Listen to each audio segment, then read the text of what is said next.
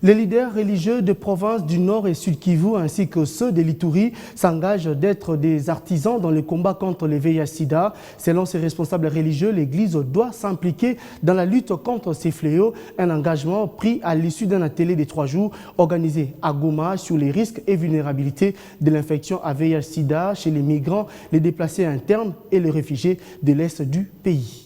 Cet engagement a été pris par les leaders religieux des provinces du Nord et Sud-Kivu, ainsi que de l'Ituri, après 3 jours d'atelier sur les risques et les vulnérabilités de l'infection à VIH chez les migrants, les personnes déplacées et réfugiés à l'est de la RDC, organisé par l'initiative et plaidoyer œcuménique sur le VIH et le SIDA, en partenariat avec l'ONU-SIDA. Nous allons essayer de nous engager, nous comme Église, de continuer la sensibilisation, d'inviter les personnes à s'accepter, d'inviter les personnes à se sentir un peu libres pour se faire dépister, afin de connaître leur état sérologique pour mieux se protéger et aussi pour protéger les autres. Pour les organisateurs qui en ont profité pour lancer la campagne Jeudi en noir, pour dire non aux viols et violences, obtenir cet engagement des leaders religieux est un pari gagné dans le combat contre ces fléaux qui terrassent le monde.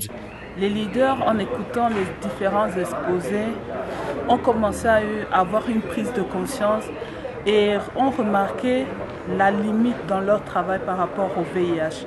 Et beaucoup ont remarqué qu'ils n'avaient pas de programme de VIH. D'autres qui en avaient n'avaient plus intensifié dans ce travail.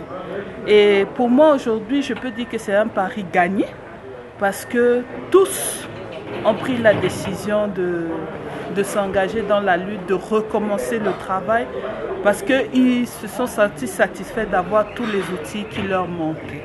De son côté, le ministre provincial de la Santé, Dr Nzanzu Salita, a demandé aux participants de véhiculer les matières apprises pour lutter contre la propagation du sida. Je réalise que vous avez été encadré dans des conditions de travail jusqu'à déboucher sur la proposition d'action concrète que vous, leaders religieux et organisations de la société civile, allez mettre en place pour l'encadrement et l'accompagnement des migrants, déplacés et réfugiés vivant avec le VIH.